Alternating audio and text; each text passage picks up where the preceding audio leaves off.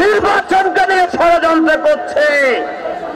এসব ষড়যন্ত্র চক্রান্ত করে কোনো কি লাভ হবে?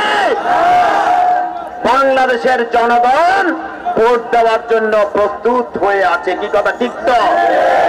বাংলাদেশের জনগণ এবং আমার এই হাতিয়াবাসী ধানের শীষে ভোট দেওয়ার জন্য উন্মুখ হয়ে আছে, কি কথা? বাংলাদেশের জনগণ বিএনপিকে ভোট দেওয়ার জন্য উন্মুখ হয়ে আছে।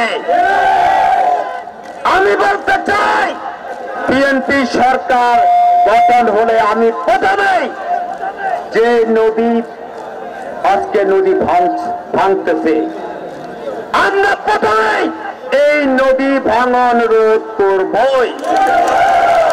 বাংলাদেশের জনগণ নির্বাচনী ট্রেনে উঠে পড়েছে, কি কথা ঠিক তো?